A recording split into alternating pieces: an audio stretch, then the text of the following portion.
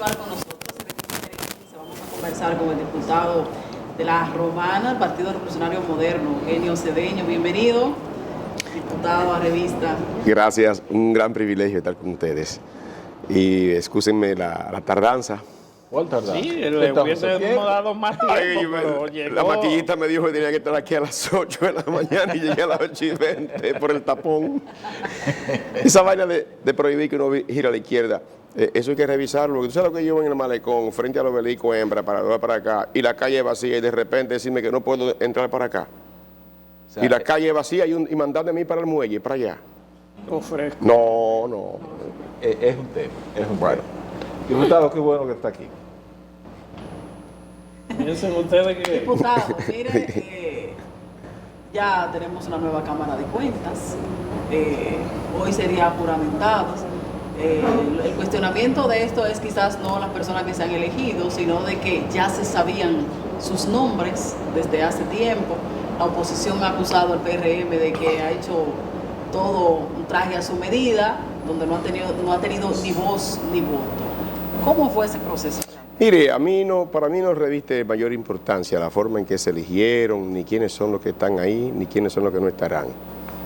Para mí la importancia de la Cámara de Cuentas reviste en la eficacia del órgano, en que la población lo perciba como un órgano necesario, ¿verdad? Y es tan necesario que fue creado con el nacimiento de la República, prácticamente. La primera manifestación de rendición de cuentas la hizo el Juan Pablo Duarte, cuando fue aquella campaña del sur. De manera que para mí la mayor importancia reviste en qué va a hacer la Cámara de Cuentas, que no ha estado haciendo la Cámara de Cuentas.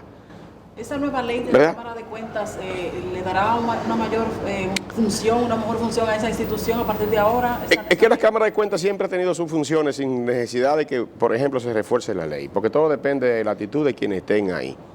Siempre ha habido instrumentos legales suficientes para que los que están en la Cámara de Cuentas puedan ejercer una función de fiscalización y de control y de información sobre todo, porque el mayor fiscalizador no son los 5 hombres y mujeres que se eligen ahí, el mayor fiscalizador es el pueblo.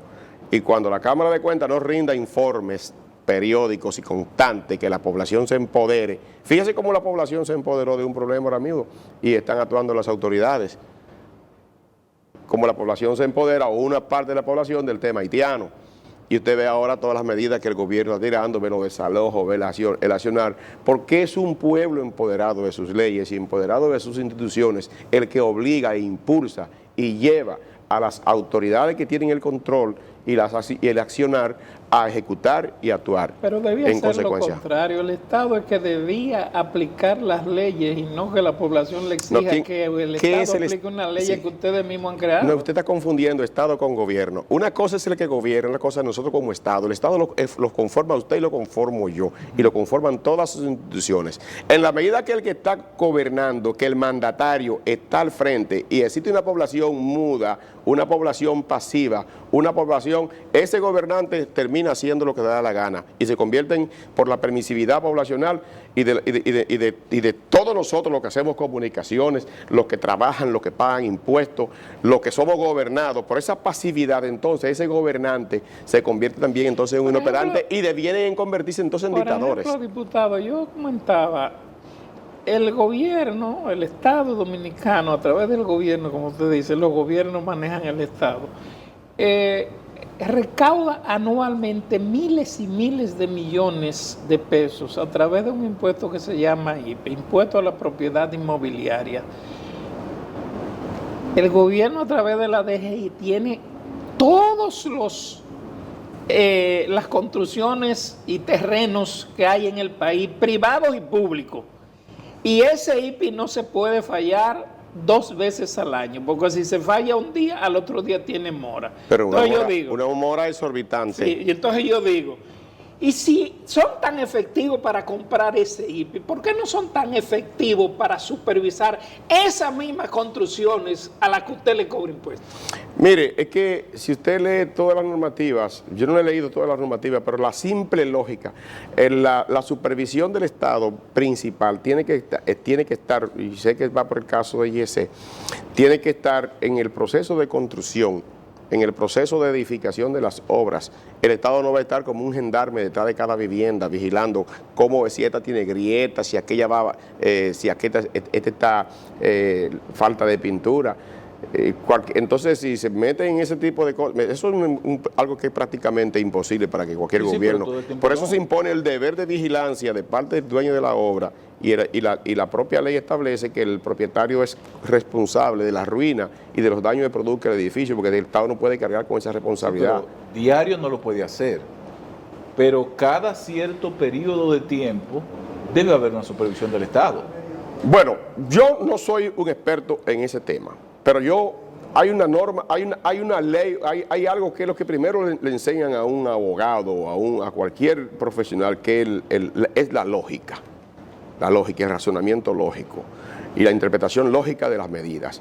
No es verdad que el Estado tiene condiciones material para estar inspeccionando casa por casa y edificio por edificio. En el proceso de construcción, si se establecen las normativas y el seguimiento riguroso que debe darse a la construcción de cada obra que vaya a coger público de manera especial, principalísimamente, cualquier edificio, un supermercado, un teatro, una iglesia, debe haber un control riguroso con respecto a eso. Pero una vez concluido eso, el Estado no va a estar como un policía detrás a ver cómo van las casas y cómo van las cosas. Por ejemplo, nosotros tenemos una ley de migración. ¿Cuántos años tiene ya esa ley de migración?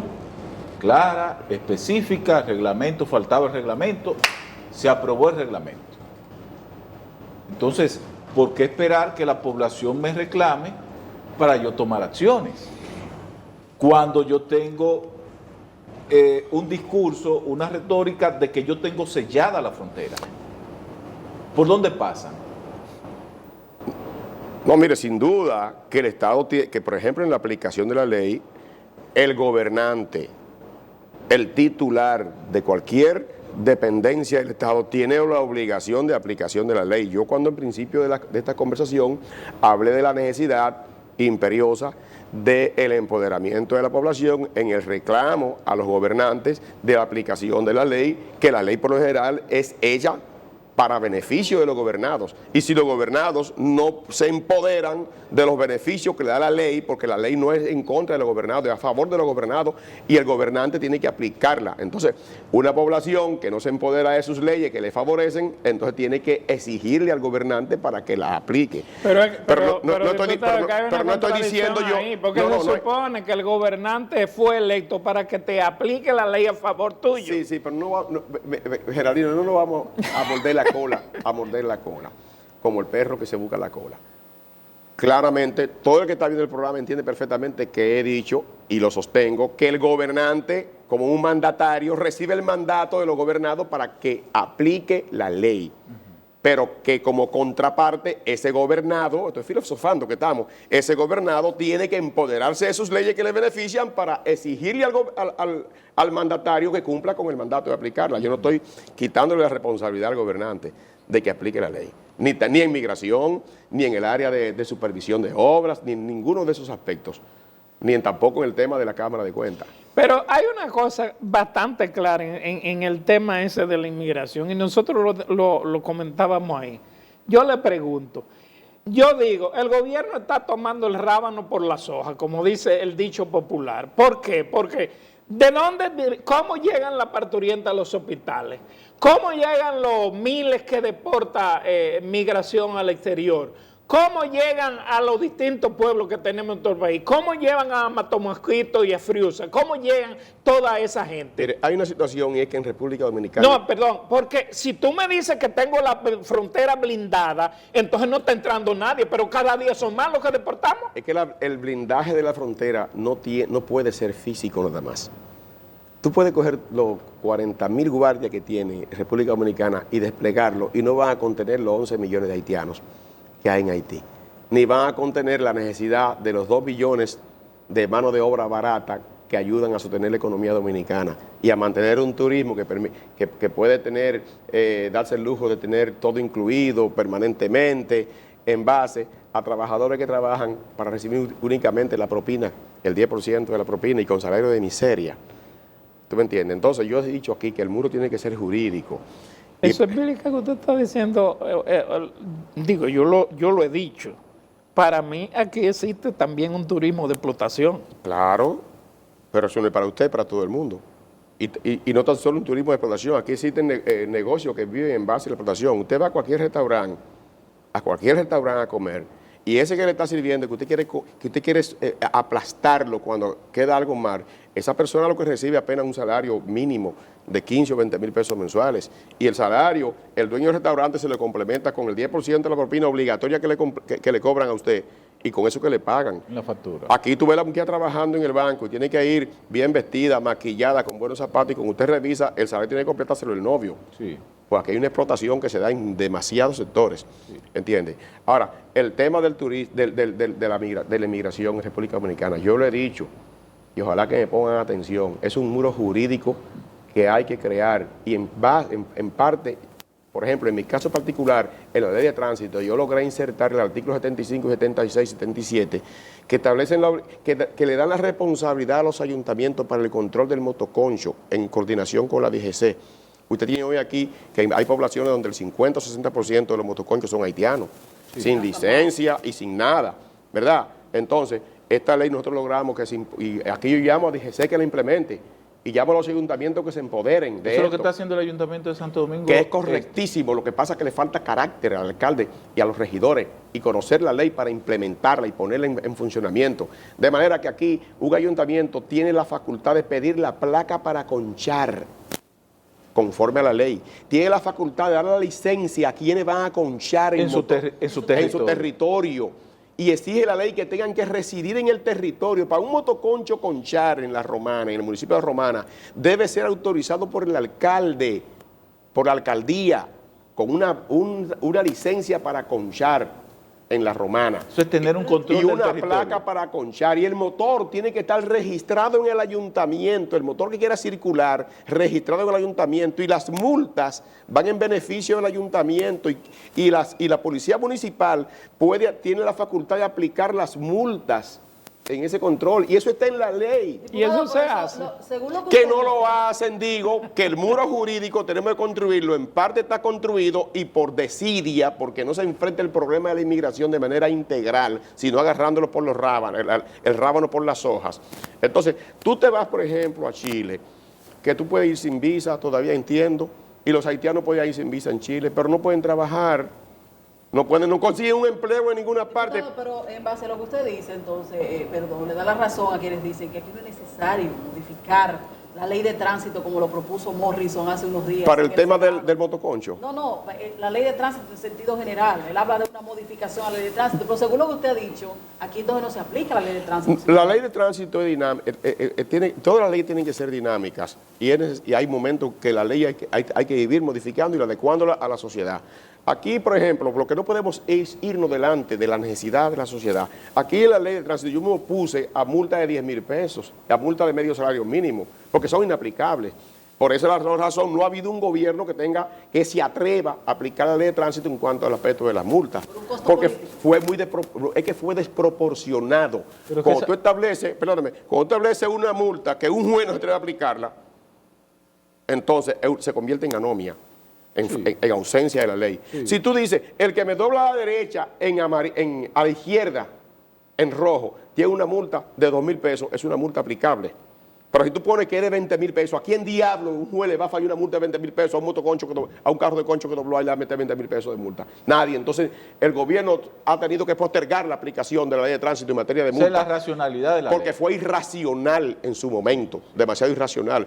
Y así también como con el Código Penal. Y la proporción también. En el Código Penal aquí hay un paquete de personas que están cantando a favor de un código con cúmulo de pena, y con pena de 40 años, y pena de 50 años, para que después ningún juez las aplique. ¿Y usted qué entiende sobre eso? Sobre el tema de la ley exagerada y de esas sanciones altísimas, yo remito siempre a la gente a que se escuchen el cuento de León Tolstoy, Demasiado caro. Búsquenlo. Está en audiolibro, se escucha en 25 minutos. Demasiado caro. Cuando las normas imponen sanciones desproporcionadas, se convierten en inaplicables. Y lo llevo a la práctica de un abogado de La Romana llamado Brígido Ruiz, valga la promoción. Él hacía demanditas de 5,000 pesos de indemnización y otros pedían 1 millón. y él pedía 10,000 pesos de indemnización, donde tú pedías 1,000,000, y el juez a ti no te fallaba el 1,000,000, pero a él le fallaba los 10,000.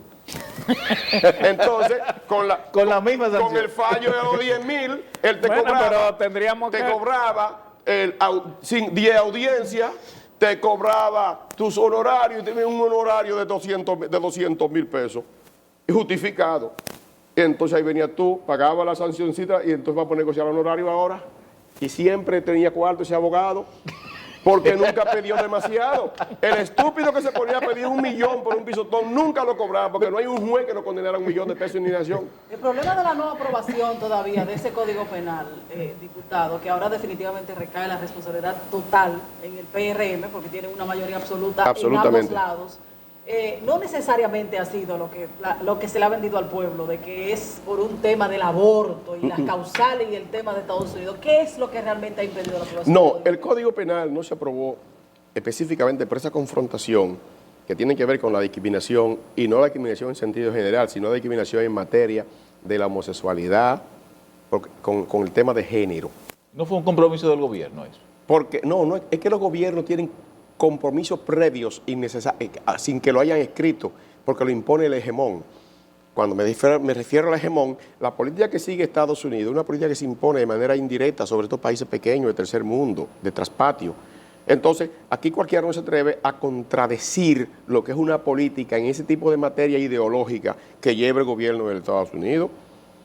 ¿Quién se atreve? Muy poca gente se atreve. Entonces, como uno tiene dominando el pensamiento de los demócratas en Estados Unidos con respecto a lo que tiene que ver con el aborto, con la orientación sexual y con todo eso, de manera, no hay que decírselo, no hay que dictárselo. Ni tienen que venir aquí el embajador de Estados Unidos a decirle a los congresistas si votan en contra de esto. Es que ellos no votan en contra de eso. Sí, pero ahora vamos, Y no lo confrontan. ahora vamos en Pero ahora contra. tiene- El Congreso. Habiendo ese cambio Claro, porque ideológico coche. en Estados Unidos, y estoy diciéndolo bien claro, porque hay gente que entiende que yo digo que los americanos hoy fueron al Congreso, nunca fueron al Congreso. Ellos van a la mente del individuo y cualquiera no se atreve a oponerse a una política fundamental del gobierno norteamericano de turno, porque sabe que se ponen hasta perder la visa. Y la gente cree que no tener una visa americana es no tener vida. Ahí me la pueden quitar a lo que le dé la gana. Porque yo puedo ir a Colombia, a Rusia, a Panamá, a Chile, a cualquier parte. Y yo no soy persona que no, por lo cual tenga que temer que me quiten una visa de cualquier país. Pues yo voy a vivir sin viajar. ¿Verdad que sí? Entonces, por esa razón, yo en el Congreso Nacional mantuve una posición siempre frontal con respecto a ese tema desde el punto de vista ideológico. Ahora, yo creo que ese vaya a dar prácticamente ha disminuido, no es que ha desaparecido, porque la ciudad norteamericana sigue siendo lo mismo. Sí. Hoy lleva la voz cantante Donald Trump, que es el que aplica las sanciones o no, y las restricciones, pero mañana viene y gobierna otro que es completamente de una línea distinta. Pero ese Código Penal, pero ahora hay condiciones en el no se ha Congreso. aprobado por falta de voluntad política dominicana. Míralo ahí, estamos Diputado, coincidiendo. se Por nos falta acabó de el voluntad tiempo. política dominicana, y llegó el momento en que de que se apruebe. Se apruebe con aborto o sin aborto, que se apruebe con discriminación o sin discriminación, pero que se apruebe. Pero aún aprobando ese código tampoco es la salvación de República Dominicana, porque República Dominicana no depende de la aprobación de ese código, depende de la voluntad de sus hombres y mujeres para aplicar la ley. Con el código actual, los jueces, si quieren aplicar ley, encuentran demasiado con qué controlar y frenar delincuencia, corrupción y lo que sea. Diputado, gracias por conversar con nosotros. Lamentamos que no tuviéramos más tiempo. Vamos a madrugar la próxima. Digo, fue porque no lo dejan doblar la izquierda. Sí. Te debió recordarle la ley de tránsito. Señores, nos vemos mañana.